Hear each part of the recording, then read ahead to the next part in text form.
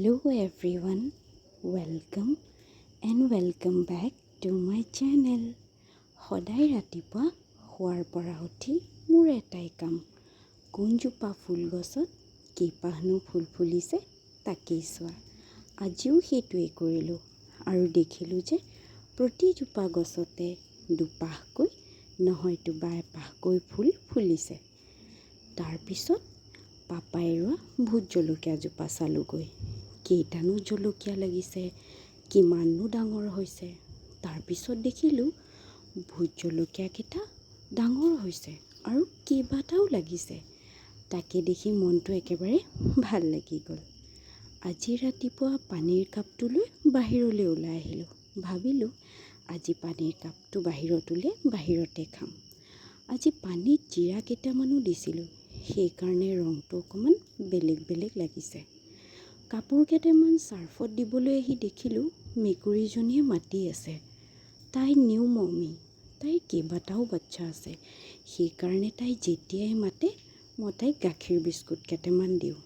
তাইও খাই ভাল পায় আৰু মোৰো মনটো ভাল লাগে। আজি ব্ৰেকফাষ্টত আছিল চিম্পল চাওমিন। চিম্পল বুলি এইকাৰণেই কৈছোঁ, ইয়াত কোনো ধৰণৰ চয়া চচ বা চিলি চচ মই এড কৰা নাই, কাৰণ ব্ৰেকফাষ্টত খাম যে সেইকাৰণে। ব্ৰেকফাষ্ট কৰি কাপোৰকেইটা ধুই মেলি দিলোঁ। তাৰপিছত আহি ঘৰ সোমাই দেখোঁ পাপাই ঢেকীয়া শাক আনি নিজেই বাচি আছে। জেণ্ডাৰ ইকুৱেলিটি মই ঘৰতেই শিকিছোঁ। মা আৰু পাপা দুয়োটাই নিজৰ মাজতে কামবোৰ ভগাই লয়। গা ধুবলৈ অহাৰ আগতে মই ভাবিলোঁ বাচনটো ধুই পেলাই এই বাচনটোতে পানী অলপমান থওঁ। এইটো আমাৰ দৈনন্দিন কাম। কেতিয়াবা পাপাই কৰে, নহয়তোবা কেতিয়াবা মই। এই পাত্ৰটোত দিয়া পানীখিনি আমাৰ ওচৰ চুবুৰীয়া কুকুৰ, মেকুৰী, চৰাই চিৰিকটি চবেই খায়।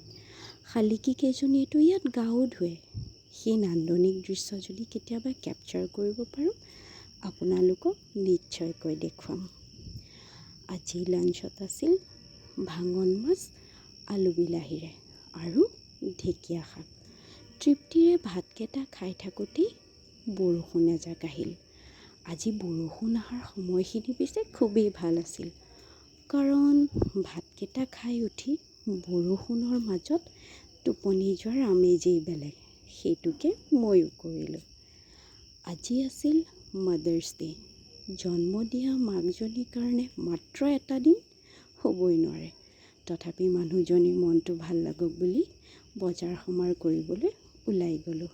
মনৰ পচন্দমতে বস্তু কিনাৰ পিছত দুয়োজনী ওলালোঁ ৰেষ্টুৰেণ্ট এখনলৈ বুলি। মায়ে তেনেকৈ ইমানকৈ নাযায়, কিন্তু মই আজি লৈ গ'লোঁ।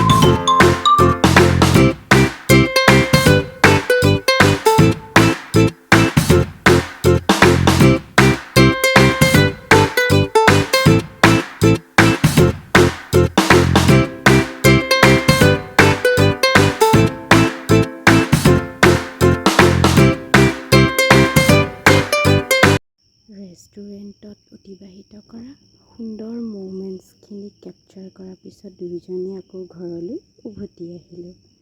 আজি দিনত বনাইছিলোঁ মছালা প্ৰন কাৰী আৰু পোলাও। খাবলৈ একেবাৰেই মন নাছিল, তথাপি পাপা আৰু ভাইটি যোৱা নাছিল কাৰণে সিহঁতলৈ বনাব লগা হ'ল। ময়ো কেইটামান নোখোৱাকৈ নাথাকিলোঁ। আজিলৈ আহোঁ, বাই।